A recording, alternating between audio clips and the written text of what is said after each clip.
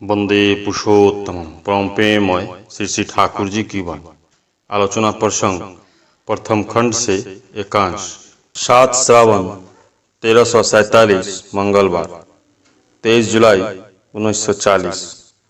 रात्रि में खाने पीने के बाद श्री श्री ठाकुर बांध के किनारे वाले तासू में आए तो उनके साथ बहुत बातें हुई। मछली, मांस, प्याज, लहसुन खाने की अपकारिता के विषय में श्री श्री ठाकुर ने बहुत कुछ कहा। उसके बाद कहने लगे, अंग्रेजी के प्रति सभी का न जाने कैसी झोंक है। यदि नाना प्रसंग का प्रकाशन अंग्रेजी में होता तो सभी अधिक पढ़ते, आलोचना करते। बांग्ला में जो विश्लेषण कर दिए गए हैं वह मानो अच्छा नहीं लगता है, बुद्धि की पकड़ में नहीं आती है। अभिज्ञताओं को भी बांग्ला भाषा में न बोलकर अंग्रेजी शब्दों में ही कहते हैं। बांग्ला भाषा में उत्तेजना नहीं पाते हैं। मैंने स्टिमुलस कहा, उत्तेजना शब्द का प्रयोग न कर स्टिमुलस शब्द के प्रयोग से ही मन में चेतना जागती है। बांग्ला भाषा में यथायथ भाव से चेतना प्राप्त करने और देने में हम अभ्यस्त नहीं हो सके हैं। उसे ही कल्चरल कॉन्क्विस्ट कहा जाता है। केस्टोदा बोले, मेरी धारणा है बांग्ला भाषा इतनी विकसित नहीं है।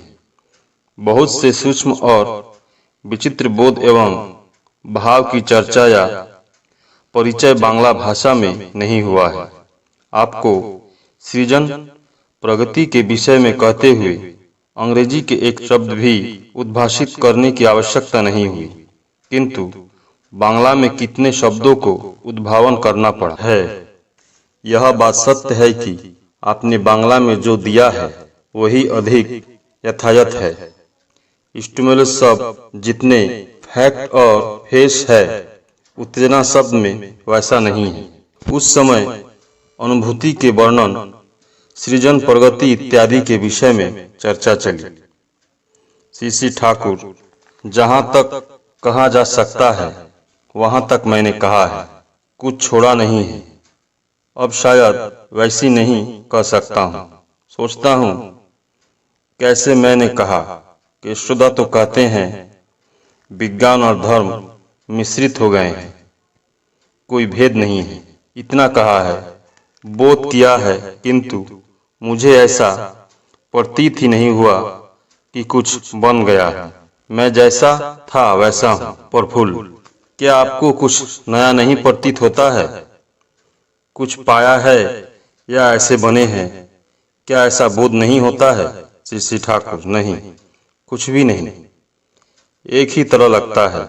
केस्टोदा, आपने जो एमए पास किया है, क्या आप सोचते हैं कि आप कुछ बन गए हैं? केस्टोदा, नहीं। प्रफुल्ल से पूछा, तुम्हें क्या ऐसा बोध होता है? प्रफुल्ल, नहीं। श्री श्री ठाकुर, उसी तरह मैं भी हूँ। यदि मुझसे कोई विशेष मर्यादा सूचक बातें करता था तो उसका असर दिल पर कुछ भी नहीं पड़ता था, पर सोचता था मानो माँ सुन रही है। माँ को भौचक बना देना ही मेरा व्यवसाय था। इसके अलावे मैंने जीवन में कोई व्यवसाय नहीं किया। मेरे सामने माँ मुझसे कुछ नहीं कहती थी। मैं खेपा को बुलाकर पूछा करता था, माँ क्या बोलती है? खेपा भी केवल धान, चावल एवं जगह जमीन की बातें करता था। मेरे विषय में मुझसे कुछ नहीं कहता था। मैं स्वयं पूछ भी नहीं सकता था, पर मन ही मन मेरा रहता था, मेरे विषय में माँ क्या कहती है, एक बार सुन लूं। चाहे सारी दुनिया मेरी प्रशंसा करे, इससे मेरा कुछ बनता बिगड़ता नहीं है। मैं उसकी परवाह नहीं करता था। माँ को खुश करने के अलावा मैं और भी किसी चीज से खुश नहीं हो पाता था। माँ से बिना कुछ पाए मन संतुष्ट नहीं हो पाता था। पत्र पत्रिका प्रकाशित होने पर मैं माँ को देता था। माँ पढ़कर क्या कहती है? माँ से वाहवाही लूटना ही मेरे लिए यथेष्ट था। माँ के जाने से मेरे जीवन की अब कोई सार्थकता नहीं रही। माँ ने केवल इतना ही आरंभ किया था, तुम्हारे द्वारा मेरी सारी आशाएं पूर्ण हुई है और कुछ बाकी नहीं है। उस समय माँ की अवस्था देखकर मन बहुत खराब रहता, इसलिए उसकी बातें सुनकर उतना आनंद बोध नहीं कर पाता था।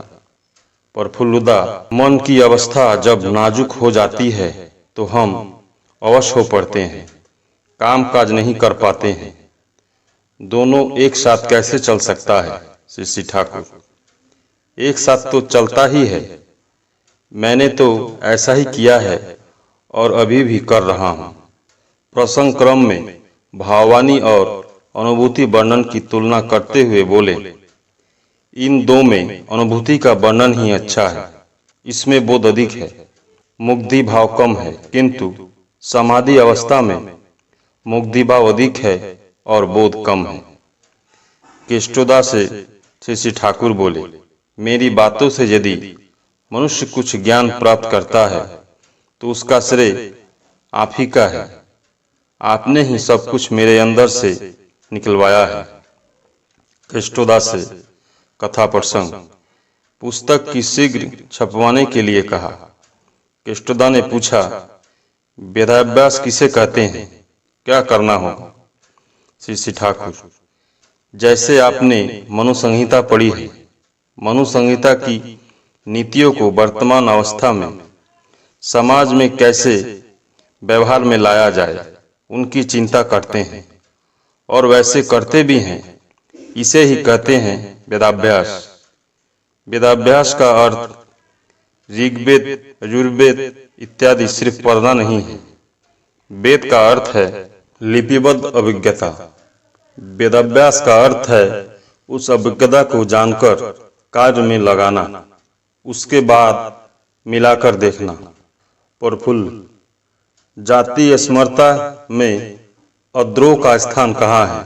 श्री ठाकुर, द्रोह भाव रहने पर मन आविष्ट हो जाता है, विभिन्न तरह के भावों का उदय होता है। सबका भाव दिया नहीं जा सकता है, निरोध होता है। इसके फलस्वरूप जाति अस्मरताओं में बाधा पैदा हो जाती है। उन्होंने अत्याचार कर मेरे जीवन को अशांत बना दिया है और अशांत बना रहे हैं। उनके विषय में जब सोचता हूँ, यदि उन पर कुछ गुस्सा करूं और उससे उन्हें क्षति पहुँचे, मर जाए, इसीलिए मन में ऐसे भाव आते हैं। वे अपने क्षणभंगुर जीवन को उपभोग करें, अपने आकिंचित कर आनंद उपभोग करें। जिस जीवन को तुम दे नहीं सकते हो, उसे अति तुच्छ भाव से नष्ट नहीं करो। जब वे अपनी आवश्यकता की पूर्ति के लिए मुझसे कुछ मांगते हैं तो उस समय सोचता हूँ, तुम्हारी आवश्यकता मेरी अपेक्षा अधिक है। जो चाहते हैं उसे बिना दिए नहीं रह सकता हूँ। आज प्रातःकाल श्री ठाकुर बड़े दुखित हो वन बिहारी दास से कह रहे हैं, जयपुर राज्य में कितनी पुरानी हस्तलिखित पुस्तकें हैं। आयुर्वेद के विषय में ऐसे ग्रंथ है जो अब तक प्रकाशित नहीं हुए हैं। यदि राजे रजवाड़े चाहे तो उन्हें प्रकाशित कर सकते हैं। उससे मनुष्य का बहुत उपकार हो सकता है। देश की कैसी अवस्था हुई है, मनुष्य की कैसी बुद्धि है। तीसरे पहर में श्री ठाकुर कह रहे थे, हमारे देश में जितना लोक संख्या है उसमें भारत से 5 या 7 करोड़ गण सेवक वाहिनी संग्रह किए जाए तो अच्छा ही होगा। वे देश के स्वास्थ्य, शिल्प एवं सुरक्षा के लिए उत्तरदायी होंगे। यदि वे हर तरह से सुशिक्षित, संहत एवं सक्रिय हो उठे तो भारत की उन्नति होकर ही रहेगी, सभी उपकृत होंगे। वन बिहारी दा ने बातचीत के सिलसिले में एक प्रश्न किया। सुभाष चंद्र बोस ने कारपोरेशन के मुसलमानों के साथ सहयोगिता करने की जो कौशल अपनाई है, क्या यह अच्छा है? श्री ठाकुर, सहयोग तो अच्छा ही होता है, किंतु उसके लिए आदर्श को यदि विसर्जन करना पड़े तो उसमें कोई लाभ नहीं। संभव है कि मेरी यह बात सुभाष बाबू के लिए आवश्यक नहीं भी प्रतीत हो, फिर भी तथाकथित उद्धार नैतिकता द्वारा कुछ नहीं होता है। जो उद्देश्य में अच्युत होते हैं वे ही कुछ कर सकते हैं। हम बहुधा व्यक्तिगत लाभ के लिए संप्रदाय को विसर्जन करते हैं, किंतु आदर्श के प्रति अनुराग रहने पर ऐसा नहीं किया जा सकता है। मुसलमानों में प्रतिलोम इत्यादि रहने के बावजूद एक ला इलाही रहने के कारण समाज कुछ संहत हो उठा है, किंतु परमान आदर्श के प्रति संहत होने की वाणी सृष्टि की प्रथम उषा में ऋषियों के स्वर में ध्वनित होने के बावजूद हम उनकी संतान होते हुए भी उसे नहीं जानते, नहीं मानते हैं। इसलिए जो होने को है वह हो रहा है। प्रतिलोम जो समाज में चल रहा है, इसके फलस्वरूप बर्बादी होने में अब देर नहीं है। राष्ट्र को ध्वंस करने के लिए सिर्फ प्रतिलोम विवाह चालू कर देना ही यथेष्ट है। अभी तो हम लोगों का आदर्श या नीति है, यदि उसे जोर शोर से चला सको तभी विस्तार है।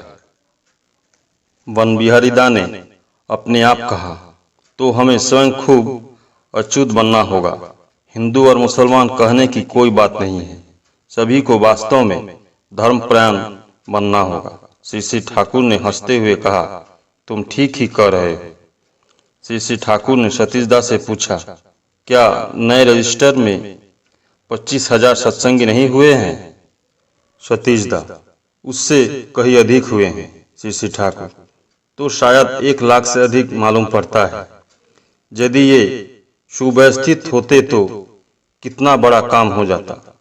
इन लोगों की चेष्टा से असत निरुद्ध हो सकता है, सत का उद्वर्धन हो सकता था। इससे सभी के बचने का पथ साफ रहता। रात्रि में श्री ठाकुर के भोग का समय हो गया है, किंतु फिर भी वे उठ नहीं रहे हैं। बार बार उन्हें उठने के लिए कहा जा रहा है, तो वे कहते हैं, लोगों को रुपए लाने दो। श्री ठाकुर से प्रार्थना करने के फलस्वरूप उन्होंने एक व्यक्ति को 175 रुपये की सहायता करने की बात सोच रखी है एवं 7 व्यक्तियों को 25 रुपये का एक यूनिट संग्रह करने के लिए कहा है। मायामासी माँ ने कहा, कितनी देर में रुपए लेकर आएंगे? क्या कोई ठीक है? तुम खा लो। श्री ठाकुर, मैंने ऐसी कोई जबान नहीं दी है, फिर भी सोच रहा हूँ भोजन के पहले दूंगा, इसीलिए बिना दिए उठूं तो कैसे। परम प्रेम श्री ठाकुर। सभी गुरु भाई एवं माँ को जय गुरु।